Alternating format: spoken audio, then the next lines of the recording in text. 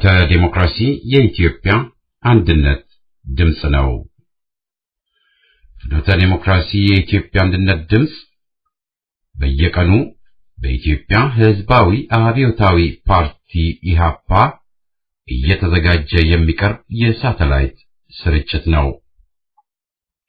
ስርጭታችን የሚተላለፈው በናይል ሳት 7 ዲግሪ ዌስት በ10930 ሜጋሄርስ ፍኖተ ዲሞክራሲ ሲሆን በኢንተርኔት በድረገጻችን fnote.org finote.org በቀጥታ መከታተል ይቻላል።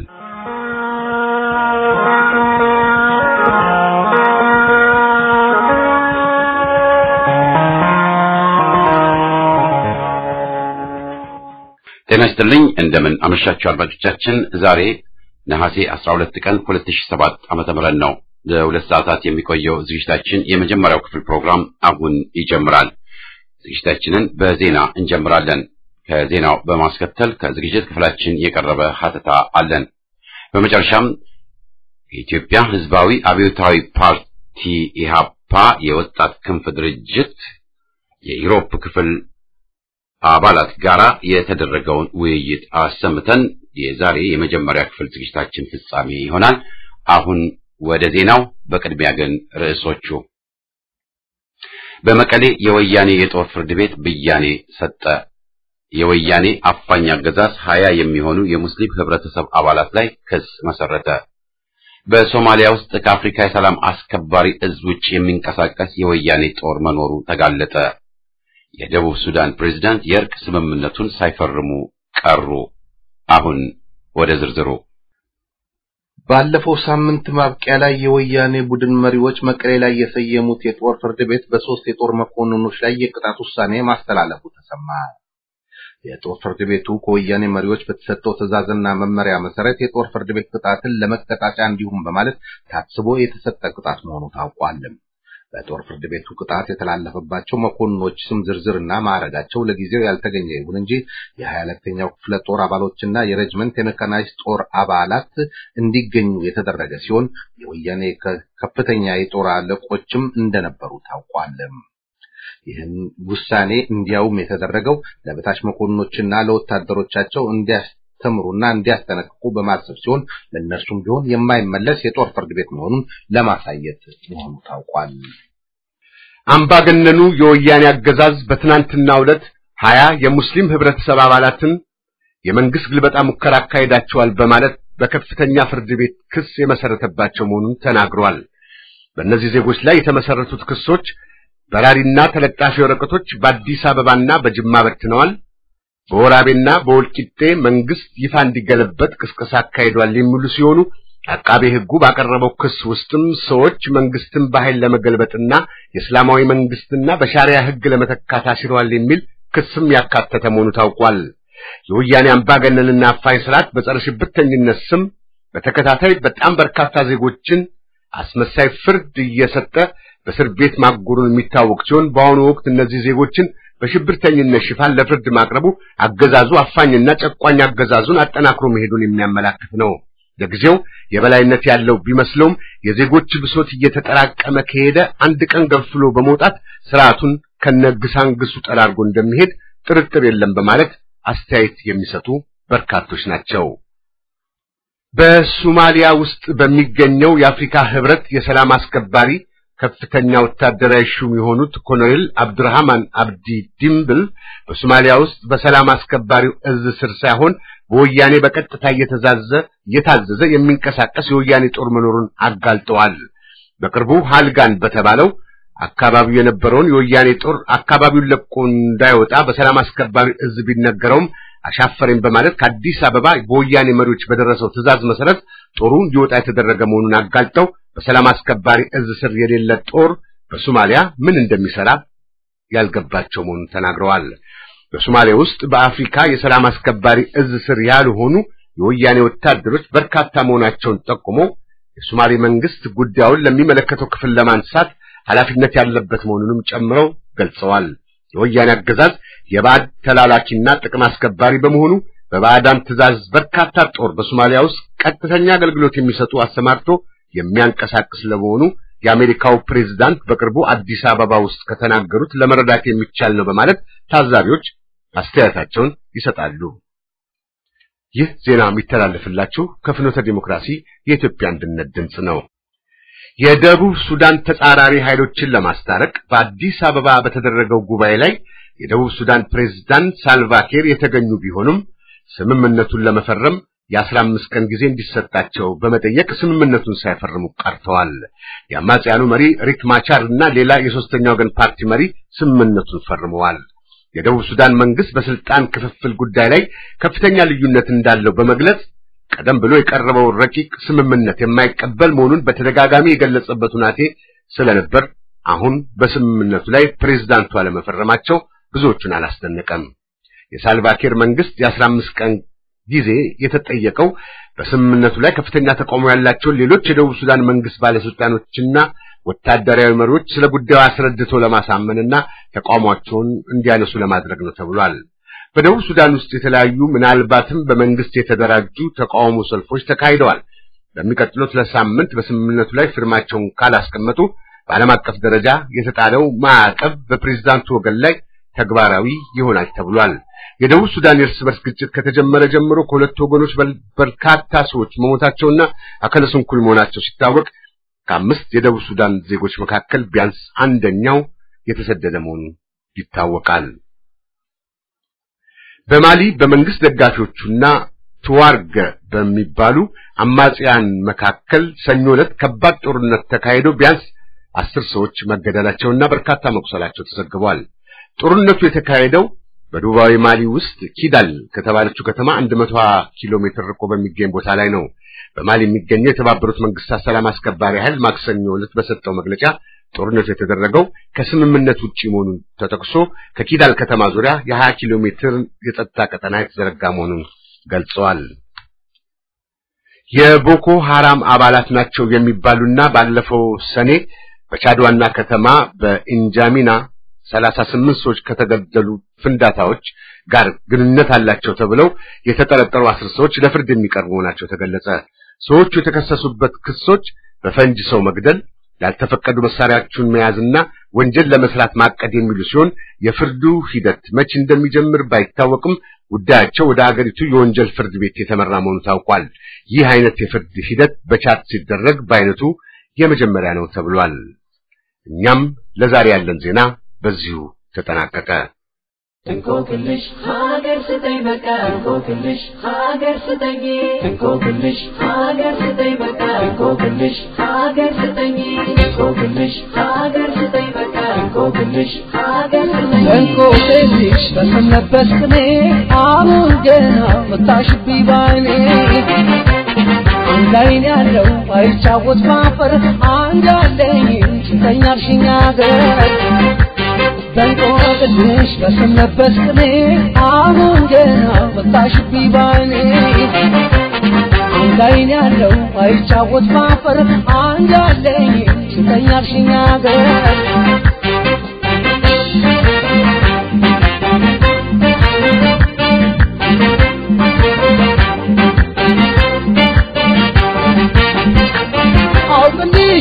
ባላውቅሽ የንቆቅልሽ ጨዋታ ሀገሬን ውዴ ሰጥቼሽ ባጣትሽ የማታ ማታ ካልጠባሽ ጨዋታ ምንድነው ባገር ማማረት በገዛ ሀገሬን ሰጥቼሽ ከፊሉም ኋላ ልሟገት አውቅልሽ ብዬ ባላውቅሽ የንቆቅልሽ ጨዋታ ሀገሬን ውዴ ሰጥቼሽ ባጣትሽ የማታ ማታ ካልጠባሽ ጨዋታ ምንድነው ባገር ማማረት በገዛ ሀገሬን ሰጥቼሽ ከፊሉም ኋላ ልሟገት ባፍራት ታጫውቺ ታመማላይኔ እስኪ የለንዛል ምን አለኝና እኔ ሀገር ስጠኛሽ እንዲህ እንደዋዛ ያሁን የኔን ሀገር ሳይበሉኝ ያዛ የቶምቦላ ቲኬቶችን በመግዛት ፍኖተ ዴሞክራሲን ይርዱ።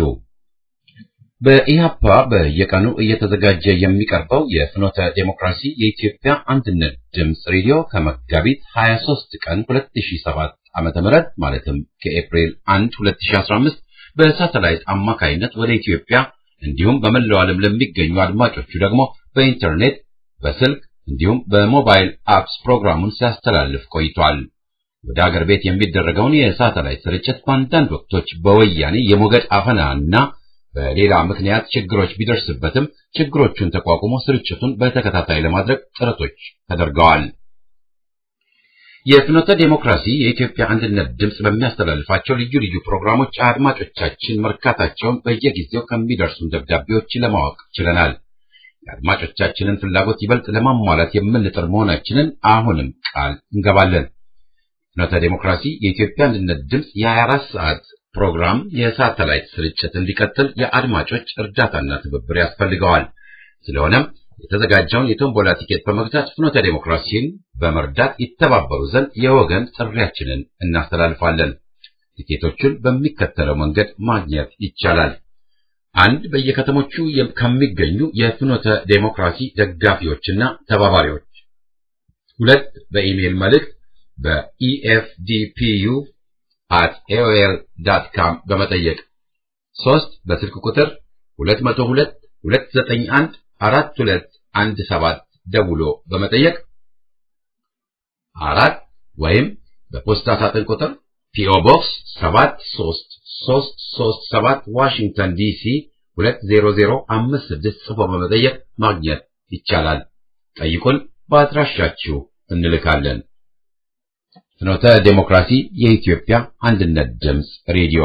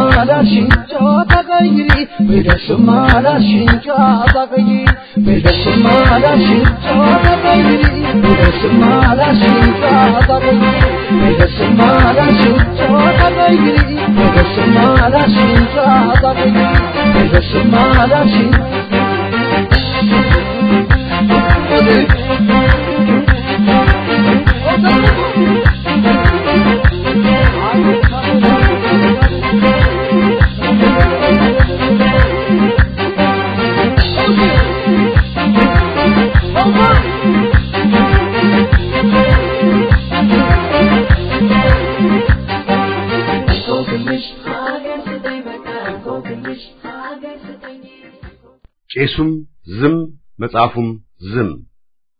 አዳዲስ ሐሳብ ማመንጨት የተሳነው ህብረተሰብ ሁል ጊዜ በቆየውና ባሮጌው ጉዳዩ ላይ ሲያመነዥግ ጊዜው ያሳልፋል። ያንኑ በመደጋገም እያዘዋወረ እያፍተለተለና እያውጠነጠነ ከመኖር የተሻለ አዲስ ሐሳብ ለማምጣት አልታደለም። አሮጌውን በመቀባበል ብቻ የሚደካ ህብረተሰብ እልፍ ሲሉ እልፍ እንደሚገኝ እንኳን አይገነዘብም። በልተውና ጠጥተው ከተገለገሉበት በኋላ እንደገና ለመገልገል የሚፈልጉትን የወረቀት ሳህን ዋንጫ ሪሳይክል እያዟዟሩ መኖር የፈጠራ ክህሎትን አያበረታታም። አባቶችና እናቶች ባስመዘገቡት ታሪክ ብቻ እየተኮራሩ መኖር የትም እንዳላደረሰን አሁን የወደቅንበት ሁናቴ በቂ ማስረጃ ሆኖብናል። የትውልድ የራሱን ችግር አስወግዶ መጻኢ ዕድሉን የሚያመቻች ተግባር መፈጸም ካልቻለ የአምባገነኖች ሰለባ መሆን ብቻ ሳይሆን በድህነት አረንቋ ውስጥ ተዘፍቆም ይኖራል። የዓለም ህብረተሰብ መሳቂያ መሳለቂያ ከመሆንም አይደለም። የሀገራችንም ዕድል ተስፋው ብርሃን አይገኝም። ዝም አይነቅዝም በመሆኑ ሁሉን በዝምታ ማሳለፍ ተመርጧል። ሻቢያ በሰላም የተደላደለ ኑሮ ሲኖር የነበረውን ህዝብ ለአመጽ እንዲነሳ የቀሰቀሰበት መፈክር ባህላይ አትሁኑ ነአይጥ አምኔ እኔን ይጣመኝ ባያቱን የሚል እንደነበር እናውቃለን። በሀገራችን ዛሬ ስንቱ የጣመ ኑሮ እንደሚኖር ግን አናውቅም። በመሆኑም ኑሮ ጥሞኛል አትበል ማለት አንችልም። ደስተኛ እንዳልሆነ ግን እንገነዘባለን። ሀገራችን ዛሬ በአስቸኳይ ስነ ልቦና ውስጥ ስለምትኖር ሰው ማፍራት፣ መሪ ማውጣት፣ ሀገር ወዳድ ዜጋ መፍጠር፣ ህዝብ አፍቃሪ አርበኛ ማቀል አልቻለችም። አዳዲስ ሰው ማውጣቱ ቀርቶ ያሉና አዋቂዎችና ሀገር ወዳድ ታጋዮችን እንኳን በተገቢው መንገድ ይዘን አቅፈን ደግፈን ልንጠቀምባቸው አልቻልንም።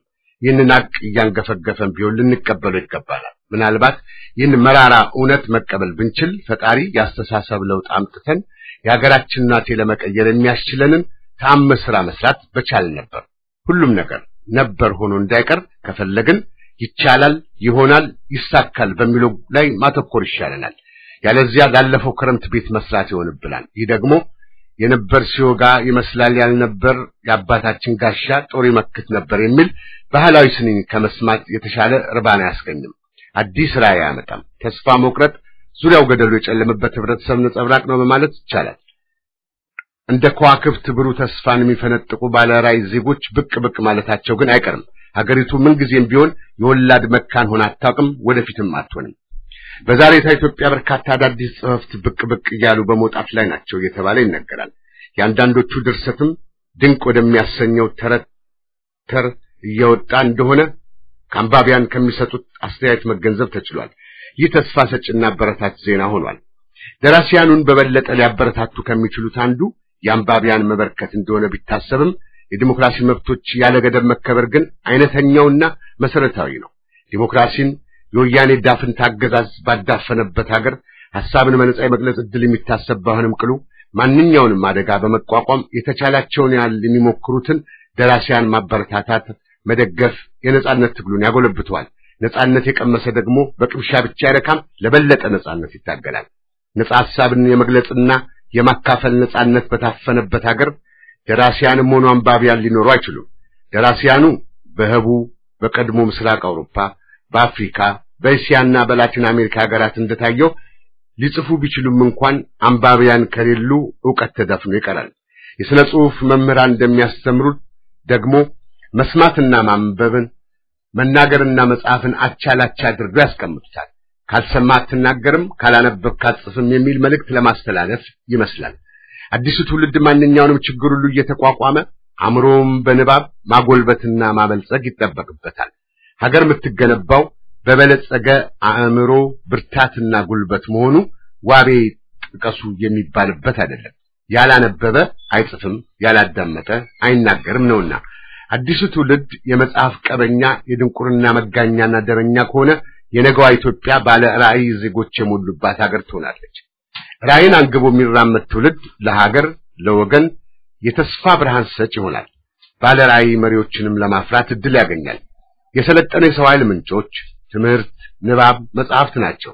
ደራሲያንን የሚያበረታታና የሚያበራክታ የአንባቢ ብዛትና ትጋት እንደመሆኑ ደራሲያንን አንባቢያን አቅኝና ሸማች በመሆን ከተከባበሩ ሀገሪቱ የልሂቃን የምሁራን የጠቢባን ማዕከል ትሆናለች።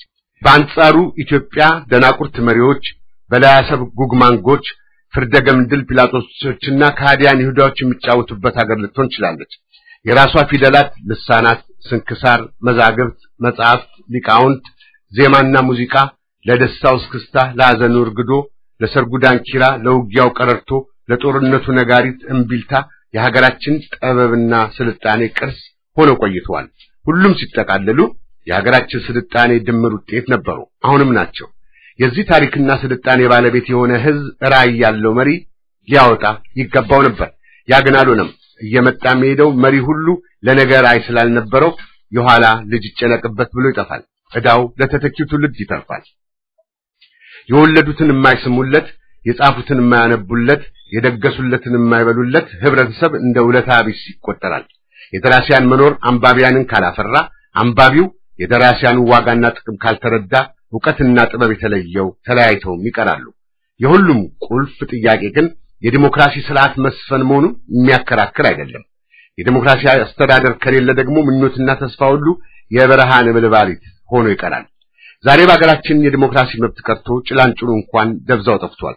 በቅርቡ ኢትዮጵያን የጎበኙ አንድ የውጭ ሀገር መሪ ወያኔ የቀለደበትን ምርጫ ዲሞክራሲያዊ ነው ማለታቸው እኛን ኢትዮጵያውያንን ቀርቶ መላውን ዓለም አስገርሞታል።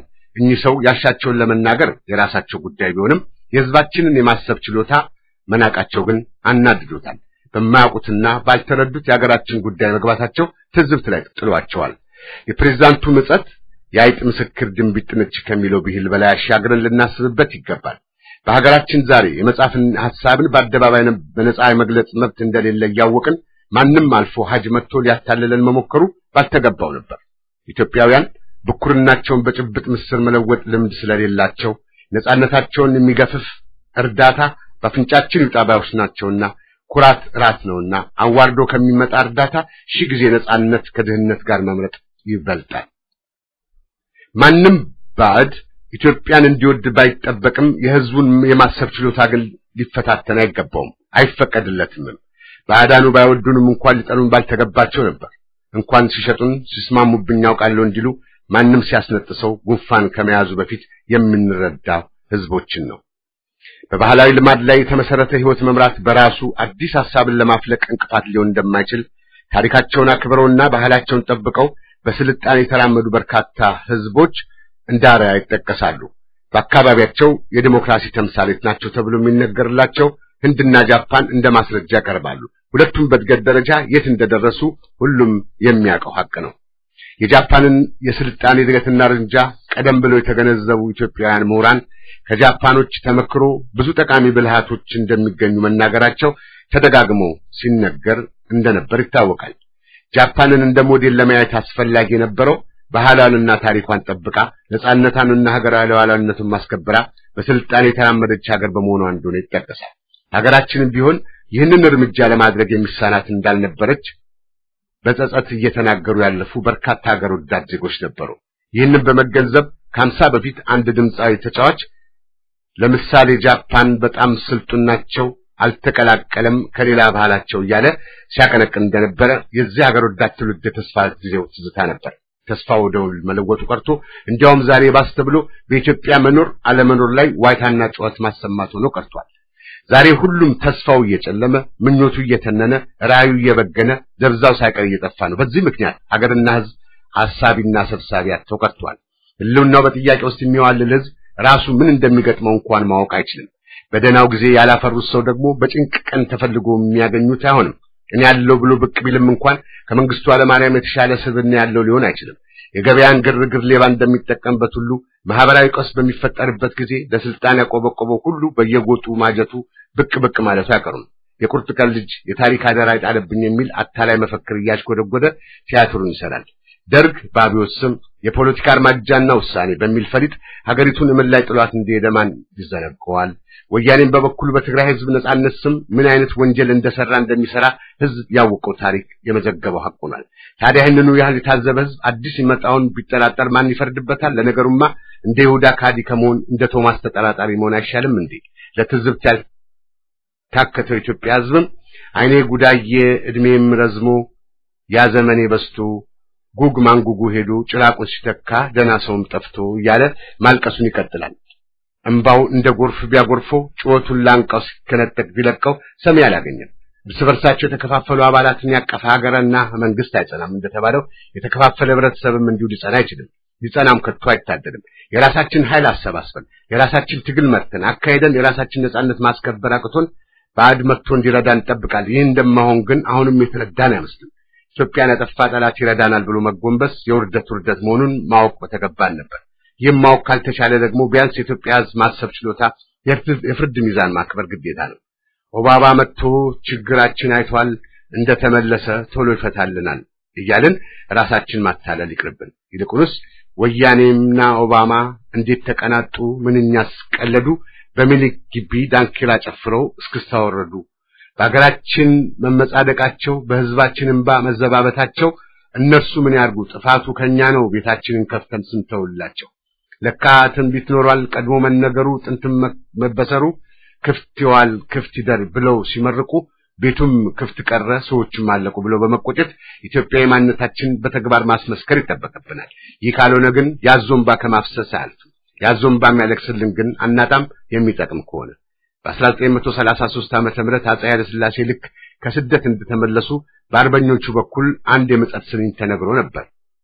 ይህ ተባለም ይኸውም እንግሊዝ እናቱ አሜሪካ አባቱ ደጋግፈው አስገቡት ከቤተ መንግስቱ ልብ ያለ ልብ ይበል ልብ የሌለ ልብ ግዛ እንደ ጲላጦስ እጅን ቢታጠቡት እንደ ይሁዳ ክደት ስም ቢሰሙት እንደ ባንዳ ጥብቆ ቢቀያየሩት ከደሙ ንጹህ ነው ማለት አይቻልም። ከወንጀልም ክስ ነፃ ያወጣም።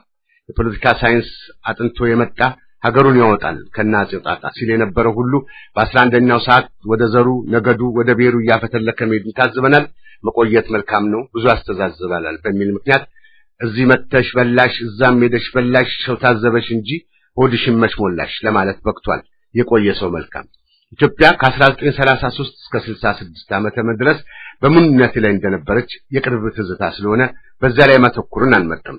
ሕይወት ዘወትር በማያቋርጥ የለውጥ እንቅስቃሴ ሂደት መገኘቷን የማይረዱ ራዕይ መሪዎች ራሳቸው ጠፍቶ ሀገሪቱን ለጥፋት ዳርገዋት ሄደዋል። መከራና ፍዳው ግን ለትውልድ ይተላለፋል። ይህ ተደጋጋሚ ችግር እንዳይከሰት ከተፈለገ ራዕይ ያላቸው ዜጎች ስትራቴጂያዊ ዓላማቸው አስተባብሮ መስራት ይጠበቅባቸዋል። አሁን እንደሚታየው ከሆነ ግን እንኳን በስትራቴጂ ወደ ግባችን በሚወስደን ረጅም መንገድ መስማማት ይቅርና በታክቲክ ስልት ላይም ቢሆን መስማማት የሚቻለን አልሆነም። በአሁኑ ዘመን ማንም ሀገር የሌላውን ሀገር ችግር ሊፈታ ቀርቶ ሊቀርፍ እንኳን አይችልም፣ ደንታም አይሰጠውም። ይልቁንም የራሱን ጥቅም ለማስጠበቅ ሲል ከአምባገነኖች ጋር ተመሳጥሮ ህዝብ የሚጎዳ ተግባር ለመፈጸም ወደ ኋላ አይደለም። ይህን ሀቅ አበክሮ የተገነዘበ ህዝብ ሊኖረው የሚችለው ምርጫ አንድ ብቻ ይሆናል። ራሱን አደራጅቶ ራሱን ታግሎ ራሱን ከችግር ማውጣት እንዳለበት ላፍታም ቢሆን ከሌላው ሊፍቆ አይገባም። ያለዚያ ሁሉም ነገር ቄሱም ዝም መጽሐፉን ዝም ሆኖ ይቀራል። ኢትዮጵያ ህዝቦች እርምን አያውጣ፣ ትግልህን ቀጥል። ኢትዮጵያ በነጻነት በዘላለም ትኖራለች።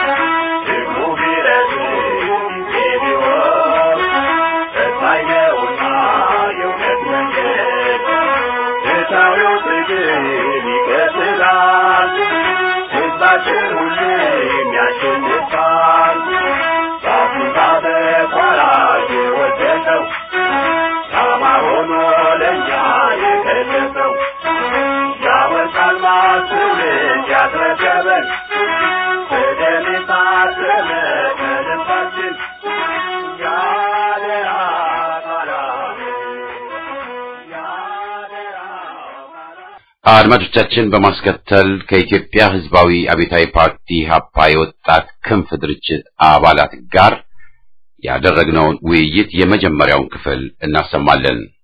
በ1964 ዓመተ ምህረት ተመስርቶ ኋላም በ1967 ዓመተ ምህረት ወርሃ ነሐሴ በ26 የኢትዮጵያ ሕዝባዊ አብዮታዊ ፓርቲ ማለት ራሱን ይፋ ያደረገው አንጋፋው ህብረ ብሔራዊ ድርጅት ታሪኩ ሲወሳ የሚታጀብባቸው ገላጮቹ ተማሪ ወጣት የሚለው ይሆናል።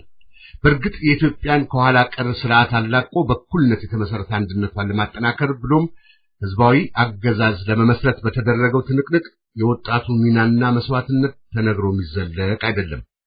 በተማሪ ማህበር ኢታድ፣ በሴቶች እሴት፣ በጭቁን ወታደር፣ በአርሶ አደር፣ በፓርቲው ክንፍ በሆነው ደግሞ የኢትዮጵያ ህዝባዊ አብዮታዊ ፓርቲ ኢህአወል ይጠቀሳሉ። ይህ እንዳለ ብዙ አንጋፋ ድርጅት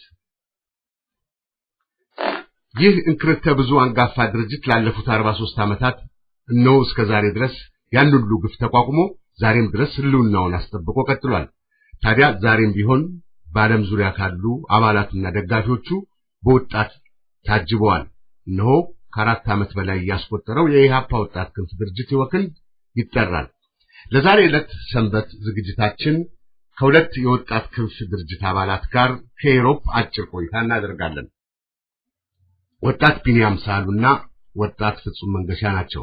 የመጀመሪያ ጥያቄያችን የሚሆነው ስለ ኢወክንድ ነው። የኢትዮጵያ ህዝባዊ አብዮታዊ ፓርቲ ወጣት ክንፍ ድርጅት በኢሮፕ ገፋ ሲልም በዓለም አቀፍ ደረጃ ያለውን ጥንካሬና ከእናት ድርጅቱ ጋር ያለውን ቁርኝት ወይ ትስስር እስቲ በዚህ እንነሳና ምን ላይ ናችሁ? ከቢኒያም ልጀምር። ኢህአፓወክንድ ማለትም የወጣት ክንፍ ድርጅት ከተመሰረተበት ጊዜ ጀምሮ ባለፉት ዓመታት በተለያየ ደረጃ ወጣቶችን በተለያዩ ክፍለ ዓለማት ጠንክሮ በማደራጀት ላይ ይገኛል። ይሄም ወጣቶች በአገሪቱ ይገባኛል በማለት አገራችንን ካለችበት ውድቀት አሁን ካለው አምባገነናዊ ስርዓት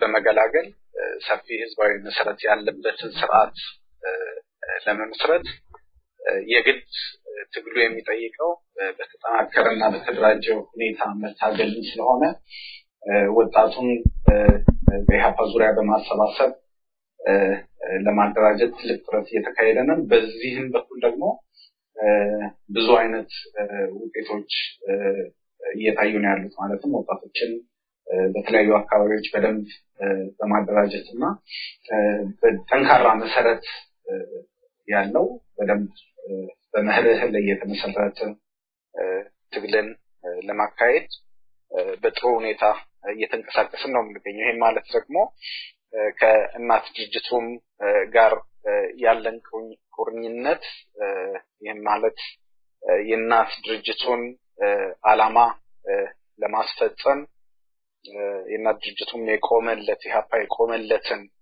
መርሆች ኢህአፓ የቆመለትን ዓላማ ከግብ ለማድረስ እስከ ፍጻሜው ማለትም ትግሉ የሚጠይቀውን የትኛውንም ዋጋ ለመክፈልና አገራችንን እና ህዝባችንን ኢህአፓ ለቆመለት ህዝባዊ መንግስት ህዝባዊ መሰረት ያለው ህዝብ የስልጣን ምንጭ የሚሆንበት ሰፊ ዲሞክራሲያዊ ስርዓት የሰፈነባትንና ህግ የበላይ የሚሆንበትን አንድነቷን ሉዓላዊነቷ እና ብሔራዊ ክብሯ የተጠበቀ ሀገርን ለማቆየት ለዛ ዓላማ ጠንክረን በድርጅቱ መርህና ህግ እየተመራን እየተንቀሳቀስን ያለው ቁርኝታችን እንግዲህ ከእናት ድርጅቱ ጋር ይህንን ይመስላል። የድርጅቱን ዓላማዎች ማስፈጸም ነው። ይሄ የድርጅቱ ወክንድ ማለት የድርጅቱ ወጣት ክንፍ ድርጅት ስለሆነ የድርጅቱን ዓላማዎች የሚያስፈጽም ክፍል ነው የሚሆነው። ፍጹም በዛው ደግሞ አስተካከል አሁን ቢኒያም ከሰጠው መልስ ጋር የወክንድ አሁንም እንደ ጥንቱ ወጣትነቱ እንዳለ ሆኖ ህብረ ብሔራዊነቱን የሴቶችን ተሳትፎ በድርጅቱን የመሳሰሉትን ነገር ከሱ ጋር አስተካከብት ነገርን የወጣቱን ሚና የወጣቱን በትግል ላይ ያለውን ሚና የሚያውቀው ከፍተኛ ተሞክሮ ያለው በስራ የሚያውቀው ወጣቱን የትግል ላይ ያለውን አስተዋጽኦ የሚያውቀው እና ድርጅታችን ኢህአፓ እንዳዘጋጀው እንዳጠናከረ ሁሉ በጣም አሁንም ያለውን የትግል ነው ያለውን አጥፊ ቡድን ሁኔታ ግምት ውስጥ ማስገባት ከበፊቱም ከነበረውም በተሻለ ሁኔታ ከተመሰረተበት ጊዜ ጀምሮ ከጊዜ ወደ ጊዜ በጣም እየተጠናከረ የትግሉን አስፈላጊነት የበለጠ እያወቀም በጥሩ ሁኔታ እየተደራጀ ይህንን ዘረኛ ይህንን ተወላዳይ ይህንን ሀገር አጥፊ ቡድን አስወግዶ በሀገራችን ህዝባዊ መንግስት ለመመስረትና እውነተኛ ዲሞክራሲ ስርዓት ለመገንባት የሚደረገውን ትግል እንግዲህ ወክንድ አጠናክሮ የቀጠለበት ሁኔታ ነው ያለው። እንደሚታወቀው እነን ያደራጁት መጀመሪያ ላይ በጣም የወጣቱን ሚና በጣም የሚያውቁ ክፍል ስለሆነ ድረስ አሁንም በጣም በሰፊው እየተጠናከረ እንደሚሄድ የበለጠም እንደሚሰራ ነው ያለው ሁኔታ። በአጠቃላይ ወጣቱ ስንል ብዙ ክፍሎች አሉት፣ ብዙ ነገሮች አሉት።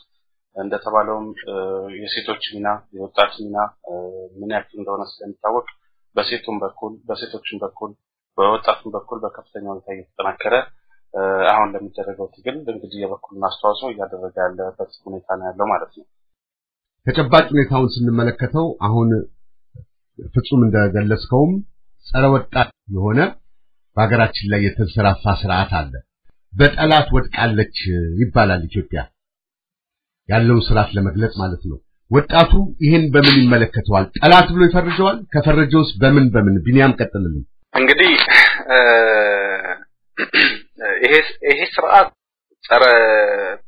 ጸረ ወጣት ብቻ ሳይሆን ጸረ ኢትዮጵያ፣ ጸረ ሀገር እና ጸረ ህዝብ ስርዓት እንደሆነ ብዙ አይነት ታሪካዊ መረጃዎችንም ሆኖ ብዙ ነገሮችን ማጣቀስ ይቻላል። ነገር ግን አንደኛ ነገር እነሱ ህዝባዊ ልታል የወያኔ ሓርነት ትግራይ ቡድን የሚያደርጋቸው እንቅስቃሴዎች ከጅማሬው ጀምሮ ጸረ ኢትዮጵያ የሆኑ እንቅስቃሴዎች የኢትዮጵያን ህዝብ አንድነት የኢትዮጵያን ህዝብ ታሪካዊ ትስስር ለመበጠስ ብዙ እንቅስቃሴዎች እየተደረገ ነው። በዛም ውስጥ ደግሞ ምንድነው እየተደረገው? እንግዲህ ብዙ ነገሮችን በዚህ ውስጥ ማየት እንችላለን። ለምሳሌ የትምህርት ፖሊሲውን ብንመለከት ወጣቱን ትውልድ በምን መንገድ መቅረጽ እንደፈለጉ ስንመለከት የትምህርት ፖሊሲው ራሱ ወጣቱ ትውልድ ተምሮ ለቁም ነገር ሊበቃ በማይችልበት ሁኔታ ብሎም ወጣቱን ትውልድ የማይጠይቅ ትውልድ ለማድረግ በብዙ እቅድና በደንብ በተጠና ሁኔታ ትውልዱን ለማክሰም ትውልዱን አንገት የሚደፋ የሚገዛ ትውልድ ለማድረግ በጣም ብዙ ስራ ነው ሲሰራ የነበረው። ብሎም ደግሞ እንደው በግልጽ እንደሚታወቀው በተለያዩ ሱሶች እንዲጠመድ ይሄ ትውልድን የማክሰሚያ ትውልድን ወደ ውድቀት የመላኪያ ትልቁ የዚህ ስርዓት የመጠቀሚያ ዘዴዎች ብዙ አይነት ናቸውና በአጠቃላይ ይህ የወያኔ ቡድን ጸረ ወጣት መሆኑ እንግዲህ በብዙ አይነት ሁኔታዎች ይገለጻሉ። ከነዚህም መሰረታዊውና ዋናው ነገር የትምህርት ሁኔታውን የተመለከተ እንደሆነ በግልጽ የሚታይበት ሁኔታ ነው። ከዛ ውጭ ደግሞ ያለውን ወጣቱ እንዳይጠይቅ እንዳይሰራ በአገሩ ላይ በነጻነት እንዳይኖር ከፍተኛ ጫናን በማድረግ እንዲያውም ሞር ወጣቱ አገር ውስጥ ካለ የሚያነሳቸው ጥያቄዎች ሊኖሩ ስለሚችሉ እያደረጉ ያሉት ነገር ምንድነው? ወጣቱ እንዲሰደድ አገር ጥሎ እንዲሄድ አገሩን ለቆ እንዲሄድ የማድረግ ብዙ ነገሮች ነው እየተሰሩ ያሉትና ይህ የወያኔ ቡድን ጸረ ወጣት ነው ስንል በአጠቃላይ ያው አገሪቱ ተኪ ትውልድ እንዳይኖራት የሚጠይቅ ትውልድ እንዳይፈጠር መብቱን የሚጠይቅ ስለ ሀገሩ የሚጠይቅ ስለ ዲሞክራሲ የሚጠይቅ ስለ ሰብአዊ መብት መከበር የሚጠይቅ ትውልድ እንዳይኖር ወጣቱን አናታናቱን በመቀጥቀጥ በተለያዩ ዘዴዎች አፍኖና ረግጦ እየገዛ ያለ ስርዓት ነው። ይህም ምን ያህል ጸረ ኢትዮጵያ ስርዓት እንደሆነ ያመለክተናል። ጸረ ኢትዮጵያም ስለሆነ ነው ወጣቱን ያለማቋረጥ ላለፉት 24 አመታት አላስፈላጊ በሆኑ ግጭቶች አላስፈላጊ በሆኑ የጎሳ ግጭቶች አላስፈላጊ በሆኑ ሰው ሰራሽ ጦርነቶች አላስፈላጊ የሆነ ጣልቃ ገብነት በሶማሌም በተለያየም አካባቢዎች በማድረግ ወጣቱን በግድ አፍኖን በተለያዩ ሁኔታ በማዝመት ለትልቅ ፍጅት ለብዙ ስደት ለብዙ ጉስቁልና እና እንዳይማርም አንገቱን ደፍቶ አንገቱን አቀርቅሮ እንዲኖር በደንብ በተጠና ስልት ትልቅ ጸረ ወጣት እንቅስቃሴ ነው እያደረጉ ያሉት። የሴቶች ተሳትፎና በኢህአፓ ውስጥ ያለው ህብረ ብሔራዊ እንቅስቃሴ በወክንድ ውስጥ እንግዲህ ኢህአፓ ከተመሰረተበት ጊዜ ጀምሮ እንደነበረው ከሰሜን ጫፍ እስከ ደቡብ ከምስራቅ እስከ ምዕራብ ሁሉንም ኢትዮጵያዊ ነኝ የሚልን ሁሉንም አይነት እምነትም ሆነ ብሔርም ሆነ ሁሉንም ያካተተ እንቅስቃሴ ነው እየተደረገ ያለው። በሴቶች በኩልም የሚገባውን ያህል የምንፈልገውን ያህል ባንደርስም በከፍተኛ ሁኔታ ሴቶቻችንም የትግሉ ግማሽ አካል ለመሆናቸው በብዛት እየተሳተፉ ያሉበት ሁኔታ ነው ያለው። አመሰግናለሁ። ጨርሻለሁ። ፍጹም ቢኒያም ባለው ላይ አክለህበት ወያኔ የተባለ መርዝ በቅስቀሳ በተለያየ ቋንቋ ወጣት ከወጣት እንዳይገናኝ በትልልቅ ኮሌጆች እንኳን ብሔራዊ ቋንቋ በሌለበት ሁኔታ ነው ያለው በመልክት የሚግባቡበት ዘመን ላይ ደርሰናል። በተጨባጭ ስንመለከተው አንዳንድ ጸሐፊዎችም ፖለቲካ ተንታኞችም ወጣቱ እንደ ድሮ አይደለም ደክሟል በአምሳሉ ተቀርጿል እየተባለ የሚተችበት ሁኔታ ያለ ነገር ግን ሁኔታውን ስንመለከተው በሚደረጉ እንቅስቃሴዎች ለምሳሌ ያህል ባለፈው ሊቢያ ወንድሞቻችን ሲታረዱ ፈንቅሎ የወጣውን የአዲስ አበባን ወጣት ስንመለከት በተለያዩ ጊዜ አንዳንድ ፓርቲዎችም ጠሩ በተባሉ ሰልፍ ላይ ስንመለከት ወይ ወያኔ ሲገባ በጣም ሕፃን የነበሩ አሊያም ደግሞ ከወያኔ በኋላ የተወለዱ ልጆች ናቸውና ተጨባጭ ሁኔታ ይሄንን አመላክተም ወያኔ ጠላት ነው ሲባል ምን ማለት ነው የሚለው ላይ በመጀመሪያ ወክንድ አሁንም ጠንክሮ ተደራጅቶ እየሰራ ያለው ይህ ቡድን አሁን ያለው አገዛዝ የሀገር ጠላት ነው የህዝብ ጠላት ነው ብሎ በማመን ይህ የህዝብ ጠላት ካልተወገደ ይህ የህዝብ ጠላት እስካለ ድረስ አገር እየጠፋች እና ህዝብ እየተሰቃየ መሆኑን አምነው ይሄንን ጠላት ቡድን ለማስወገድ ነው እንግዲህ ይሄው ትግል እያስፈልገ ያለው ማለት ነው። ከዛም በኋላ ደግሞ ቅድም እንዳልነው በአገራችን የሚያስፈልገው ነገር ለመገንባት ነው። ግን ጠላት ነው ስንል ምን ማለት ነው? ጠላት ነው ስንል ወያኔ ጠላት ነው ስንል ወያኔ በትክክል ሀገርን ለማጥፋት ህዝብን ለመበታተን ህዝብን እርስ በርስ ለማጫረስ ህዝብን ለመጉዳት የመጣ ቡድን ነው ማለታችን። ይሄንን ደግሞ በ24 ዓመታት ውስጥ በተለያዩ ሁኔታ በትክክል እያንዳንዱ ህዝብ እስከሚያውቅ ድረስ ምንም ወያኔ እንደው ሊያታልል በማይችልበት ሁኔታ ድረስ በግልጽ የታየ የሀገር ጠላት ነው ስንል ብዙ ነገሮችን ማስቀመጥ ይችላል። ላይክ ብሔራዊ ክብርን ለማዋረድ ብሔራዊ ክብርን ለማሳጣት እየሰራ ያለው ምን ያክልም ደግሞ ብሔራዊ ክብራችንን እንዳዋረደን እያየን ያለው ነገር ነው። ባንዲራችንን የምንወዳት ባንዲራችንን አረንጓዴ ቢጫ ቀይ ባንዲራችንን ምን እያደረገ እንዳለ የምናውቀው ነው። ይሄ የወዳጅ ሳይሆን የጠላት ስራ ነው። ባንዲራን ማቅለል ባንዲራን ለመቀየር ጥረት ማድረግ የባንዲራን ትርጉም ማሳጣት ስንት ደም የተከፈለበትን ስንት አጥንት የተገበረበትን ላይክ ባህር በር ማሳጣት ለፖለቲካ ጥቅም ብሎ ለበለስ መኖር ብቻ ስለሚያስብ የሀገርን መሬት ለጎረቤት ሀገር መስጠት ላይክ የዜጋን ህይወት ወስዶ መገበር ለምንድነው ላይክ ለወዳጅነት ሲል ወዳጅነትን ለማስጠበቅ ጥርት ለማግኘት አንዳንድ ነገሮችን ለማግኘት ላይክ በሶማሌ በመናም እንደምናየው ማለት ነው። እነዚህ ነገሮች በአጠቃላይ የጠላት ስራ ናቸው እንጂ የሀገር ወይም ሀገር ሊጠቅማለው የሚል ወይም ደግሞ ለሀገር የሚጠቅም ሰው ወይም ቡድን ስራ ሊሆን አይችልም። ትላልቅ ነገሮች ለኢትዮጵያ አንድነት ለኢትዮጵያ መኖር ጠንካራ ናቸው የምንባሉትን ነገሮች ለማጥፋት ጥረት ማድረግ ማጥፋት ያንንም ማጠፋውን ያከርካሪ መጣው ብሎ በአደባባይ መለፈፍ ይሄ የጠላት ስራ ነው። ወይ ማነው ሟቹ መለስ ዜናዊ እኮ በዘር ማጥፋት የተከሰሰው የሌላ ሀገር ዘር አጥፍቶ ሳይሆን የኢትዮጵያን ነው አይደል?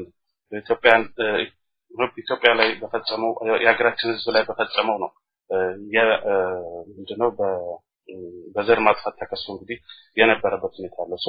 ይሄ ቡድን በትክክል የሀገር ጠላት ነው የህዝብ ጠላት ነው የምንለው በእንደዚህ ነገር ነው ብናወራው ቅድም ቢናን በስፔሲፊክ አድርጎ ወጣቱ ዙሪያ እያደረገ ያለው ነገሮች አይቶናል ነግሮናል። ከዛም በተጨማሪ ብዙ ብናወራው የማያልቁ ጥፋቶች ሀገርን ማጥፋት ህዝብን በእምነት በዘር በተለያዩ ነገሮች መከፋፈል በጣም የኢትዮጵያ ውበት ነው የኢትዮጵያ ጉልበት ነው የሚባለውን አንድነትን ማፍረስ ኢትዮጵያ የምትጠቀስበትን የትን ቦታ የምትነሳበትን ታሪኳን ማጥፋት እንደዚህ አይነት ስራዎችን የሚሰራ ቡድን ስለሆነ የመጣበትም ደግሞ ከአፈጣጠሩ ጀምሮ የሚያውቁት ሰዎች እንደሚሉንም የተፈጠረውም ይሄ ቡድን በትክክል ሀገር ለማጥፋት ኢትዮጵያ የሚባለውን ስም ለመቀየር ለማጥፋት የመጣ ቡድን ስለሆነ በጠላትነት ደረጃ ነው ጠላትን መደረግ ያለበት ነገር ሁሉ ወክንድ እያደረገ ነው ማለት ነው። ዙሪያ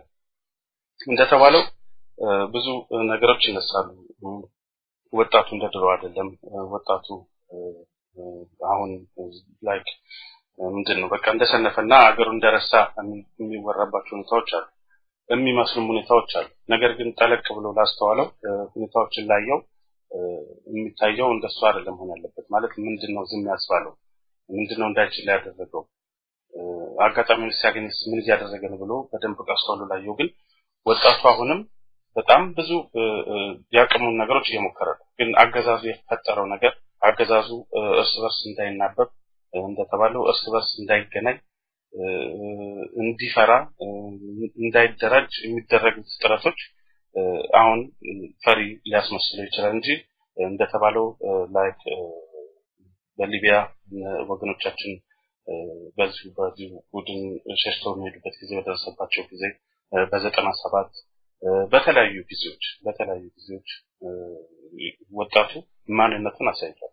ለምንድነው ወጣቱን የመጀመሪያው ስራ ወያኔ በ97 ምርጫም በመቶ ሺህ የሚቆጠሩ ወጣቱን አስገብቶ ነው ከዛ በኋላ ለማረጋጋት የሞከረው ቢኮዝ ወጣቱ ዝም እንደማይል ስለሚታወቅ ወያኔ ገዳይ እንደሆነ ወያኔ አሳሪ እንደሆነ ወያኔ አፋኝ እንደሆነ አውቆ የመጨረሻው ደረጃ ሲደርስ ግን አሁን ባለፈው እንደታየው በሊቢያ እንደታየው ወጥቶ የመጣም ተብሎ በፍለፊታቸው ነው እንግዲህ እንደዛ እየነገራቸው ፌደራልን የሚያክል እንግዲህ በደንብ የወያኔ ጠባቂ ቡድን ጋር ፍለፊት የሚያዝበት ሁኔታ ነው እንደምናየው ያለው በተለያየ አጋጣሚዎችም ላይ ካሁን በሶሻል ሚዲያዎች ምናምን እንደሚታየው የሚያቀርባቸው ግጥሞች የሚሏቸው ነገሮች ምናምን በትክክል ወጣቱ ውስጡን ምንነቱን ያሳያል ማለት ነው። ነገር ግን አንዳንድ የራሱ ሁኔታዎች ያመጣቸው ችግሮች አሉ ማለት የውስጥ ነገር ተግባራዊ እንዳያደርግ የውስጥ ነገር እንዳያስቀምጥ እንዳይታይ ያደረገው የከለሉ ነገሮች አሉ እንጂ ወጣቱ ከበፊቱ ሁኔታ የተቃጠለበት አንጀቱ ያረረበት አገሩንም ያረሳበት ሁኔታ እንደሆነ ነው የምናየው። በታሪክም እንደምናየው ደግሞ አሁን ያለው ትውልድ የባለፈው ትውልድ ምትክ ነው። ስለዚህ ከደም ውስጥ ሊወጣ አይችልም። ኢትዮጵያዊነት ሊወጣ አይችልም። አረንጓዴ ቢጫ ቀይ ከውስጣችን ሊወጣ አይችልም። ሊባል ይችላል እንጂ ሊመስል ይችላል እንጂ ነገ አጋጣሚውን ሲያገኝ የሚያየው ነገር ነው። ከዚህ በፊትም ጫፍጫፉ በተገኘበት አጋጣሚ ሁሉ የታየ ነገር ነውና ወጣቱ በእኔ ግምት ዝም አላለም። ወጣቱ ያቀሙን ለሞከረ ነው። ነገር ግን ያቃተው ሁኔታ አለ። ያንን ደግሞ ማድረግ እንደ ወኪል እና እንደ ሀገር ወዳድ ድርጅቶች እያደረጉ እንዳሉት የእነሱም ስራ ወሳኝ ነገር ይሆናል። አጋጣሚውን እንግዲህ የሚያሳይበት ሁኔታ ይፈጠራል እያሳለዋል።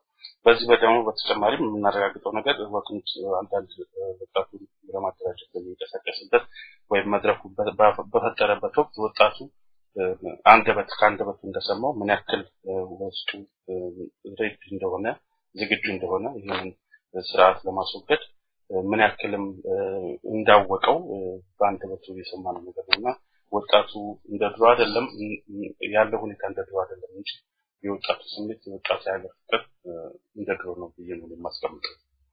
አመሰግናለሁ። ይሄን ነው የምለው። እንግዲህ እንደሚታወቀው ኢትዮጵያዊነት የደም ቃል ኪዳን ነው።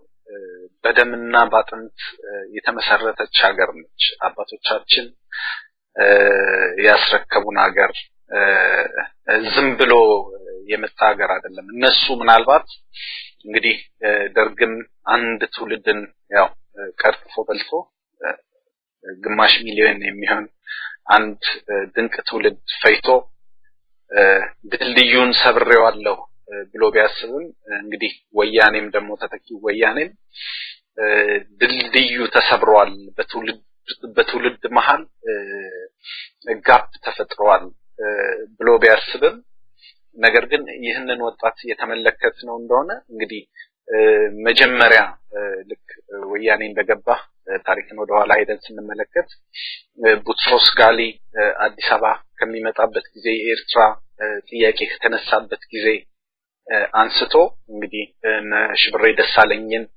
ከሽብሬ ደሳለኝ ጀምሮ ትላንትና እስከገደሉት እስከ ሳሙኤል ድረስ ማንሳት ይቻላል። የተለያዩ እንቅስቃሴዎችን ወጣቱ ሲያደርግ ቆይቷል። ይሄም ደግሞ በተለያዩ ወቅቶች እንግዲህ ትግሉ ግቡን መጥቷል አልመታም ሌላ ጥያቄ ነው። ምክንያቱም ትግሉ ግቡን ያልመታበት ምክንያት በጠንካራ ሁኔታ በተደራጀ ሁኔታ ትግሉ ባለመመራቱ ትግሉ ሊመታ እንቅስቃሴው ሊመታ ቢችልም ቅሉ ነገር ግን ባለፉት 24 ዓመታት የኢትዮጵያ ወጣት አንድም ጊዜ ለወያኔ ተገዝቶ የሚያውቅ ወጣት አይደለም እንደሚባለው ቦዘኔ ትውልድ አይደለም እንደሚባለው ጫታም ትውልድ አይደለም እንደሚባለው የማይረባና ራስ ወዳድ ትውልድ አይደለም ከምንም በላይ ሀገሩን የሚያስቀድም ትውልድ እንደሆነ እንደ ወያኔና ሻዕቢያ እንኳን በፈጠሩት ጦርነት ውስጥ ገብቶ የተማገደ ትውልድ ነው 97 ላይ የተደረገውን እንቅስቃሴ አይተናል በተለያዩ አካባቢዎች በተለያየ ሁኔታ የዘር ግጭትን የጎሳ ግጭትን የእምነት ግጭትን ወያኔ በደህንነት አባላቱ አማካይነት ሲፈጠር እንኳን ወጣቱ ለነሱ የፍጅት ሰለባ ላለመሆን ራሱን ገጥቶ አገሬ ህዝቤ ኢትዮጵያዊ ብሎ ከነሱ አላማ የወጣበት ሁኔታ ነው ያለው ስለዚህ እንደሚባለው ይህ ትውልድ የማይረባ ትውልድ ደካማ ትውልድ አይደለም ነገር ግን እንዲያውም አሁን ኢትዮጵያዊነት የሞተ በሚመስልበት ጊዜ እንዲያውም ኢትዮጵያዊነት ስላሸነፈ ወያኔ ራሱ ኢትዮጵያዊ ለመሆን የባንዲራ በዓል የሚያከብርበት የተለያዩ ታሪኮችን አንዳንዴ ብቅ የሚያደርግበት በቴሌቪዥኖቹ ምናምን ሁኔታዎቹን የምንመለከተው ምንድነው ትውልዱ እንቢ ስላለ ነው እንቢ ያለ ትውልድ ነው ኢትዮጵያዊነት አሸንፎ የወጣበት ትውልድ ስለሆነ ነው የትላንትን ታሪክ ያረሳ ትውልድ ስለሆነ ነው ስለዚህ እንደሚባለው አይደለም ትውልዱ ዛሬም ለሀገሩ ለመቆም ዛሬም ለሀገሩ ለመሞት የትኛውንም ዋጋ ለመክፈል የተዘጋጀ ትውልድ ነው ይሄንንም ደግሞ በተለያዩ አጋጣሚዎች ተመልክተናል 97 ተመልክተናል ባለፈው በአይኤስ በሊቢያ ላይ ወንድሞቻችን በታረዱበት ጊዜ ቁጣውን ለመግለጽ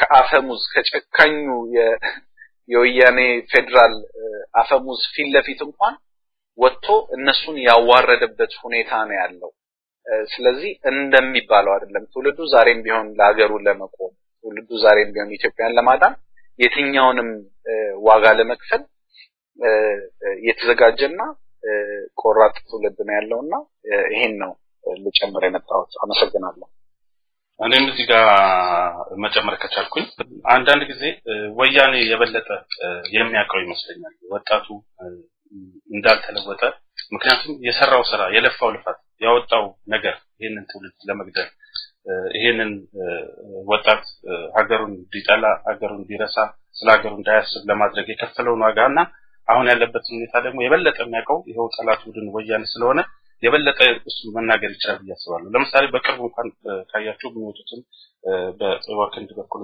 ብዙ መግለጫዎች ይወጡ ነበር በጣም እየሰራ ያለው ምንድነው ወጣቱን አሁንም እያፈሰ ከያለበት በየሰፈሩ ድሮ እንደሚባለው ምንድነው አፈሳ የተጀመረበት ሁኔታ ነው ያለው ለምንድነው ወጣቱን የሚፈራው ወጣቱን ለምንድነው የሚፈራው ሌላ ጥያቄ ነው ወያኔና ህዝብ የሚፈራራው ህዝብ ሀገሬን ይላል ወያኔ ደግሞ ሀገርህን አጠፋለሁ ነው ስለዚህ አሁን ለምን አፈሳው አስፈለገ ለምን በየቦታው ወጣቱን እየወሰደ ማጎር አስፈለገ because ወጣቱ በሀገሩ ቀልድ ስለማያውቅ ኦኬ እያያለው የበለጠ ይሄንን ነገር ደግሞ መናገር የሚችለው የበለጠ ወያኔ ነው ብለን እናስባለን ለምንድነው ወጣቱ በጣም የሚማርከው ነገር ምንድነው ብለን ስናስብ ይሄ የወጣትነት ነገሮች ልትተናቸው በሀገር ጉዳይ ስንሄድ ለምሳሌ የሀፓ ታሪክ ሲነሳ በጣም ተማርኮ ነው የሚሰማው ለምንድነው ብለን ስናስብ ያ ነገር ውስጥ ስላለ ነው የሀፓን ታሪክ የሚወደው በሌላ አይደለም ለሀገሩ የከፈለው መስዋዕትነት ለህዝብ የከፈለው መስዋዕትነት ወዶት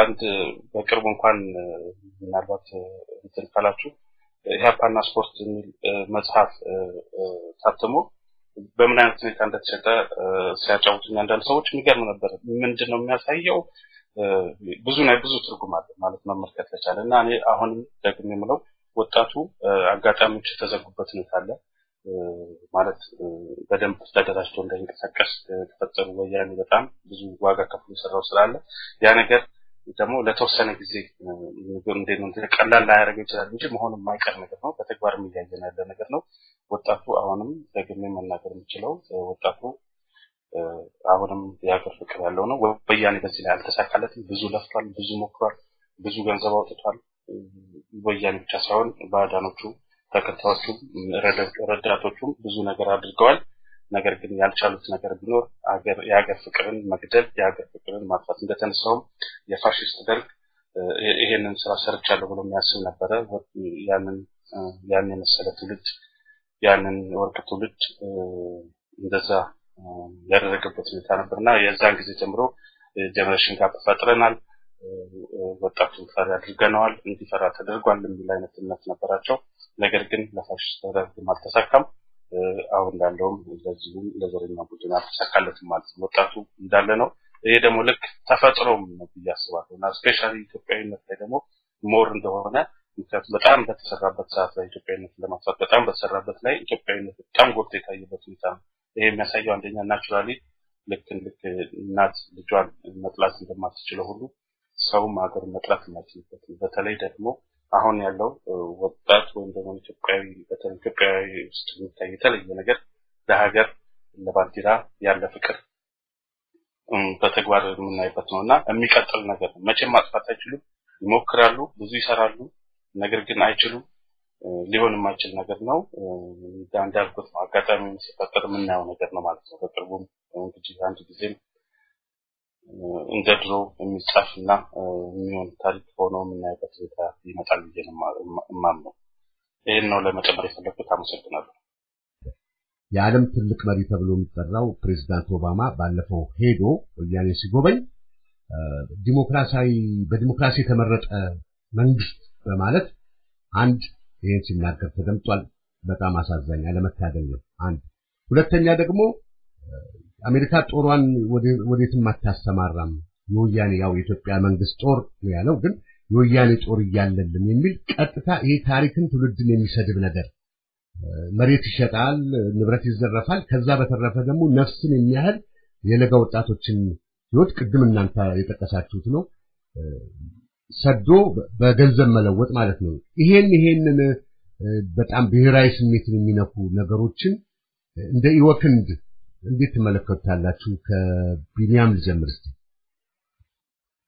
ኦኬ እንግዲህ ይሄ አንድ በደንብ የሚያመላክት ነገር አለ ማለት ነው አንደኛ ነገር በጣም አሳፋሪ ነው አንድ ወያኔ ክላይንት ስቴት መሆኑን በደንብ የሚያረጋግጥ ነው ማለት እና ጭጭታችን ያላለፉት 24 አመታት ላይ ሁኔታዎች ይሄን ነገር በተለያዩ መድረኮች ሲገልጽ ቢቆይም ማቀዱ ነገር ግን ወያኔ ያው ለምዕራባውያን የሚያጎበድድ የሌሎች ጥቅም አስፈጻሚ ኃይል እንደሆነ በግልጽ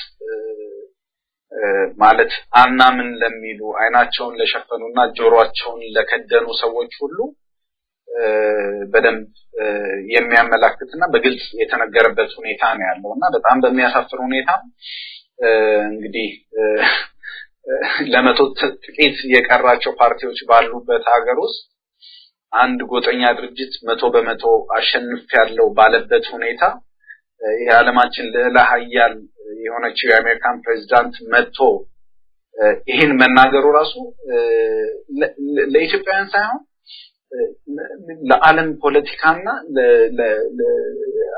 የአሜሪካን መንግስት ለሚመሩት ግለሰብ ለኦባማ ራሱ በጣም አሳፋሪ ሁኔታ ነው እኛ በጣም ነው የምናፍረው በዚህ አባባልና ይሄንን ስርዓት ማለትም የዘር ማጥፋትን የሚያካሂድ ጄኖሳይድን የሚፈጽም የሀገሪቱን ሉዓላዊነት የሚያፈርስን ብሎም ደግሞ ግልጽ በሆነ ሁኔታ ሁሉም ዓለም አቀፍ ተቋማት በደንብ የምዕራባውያን ተቋማት ራሱ በደንብ በሚገልጽበት ሁኔታ ብዙ ጋዜጠኞችን የሚያስር ብሎገሮችን የሚያስር ጄኖሳይድን የሚፈጽም ያለ ህግ ብዙዎችን ምናልባት ኢትዮጵያ ከ45,000 በላይ የፖለቲካ ስደተኞች የፖለቲካ እስረኞች ባሉባት አገር ውስጥ ይህንን መናገር በጣም የሚያሳፍር ሁኔታ ነው ነገር ግን በአጠቃላይ ያለውን ሁኔታ የተመለከትን እንደሆነ አንደኛ ስርዓቱም ዲሞክራሲያዊ እንዳልሆነ እነሱም እኛም የምናውቀው ጉዳይ ነው።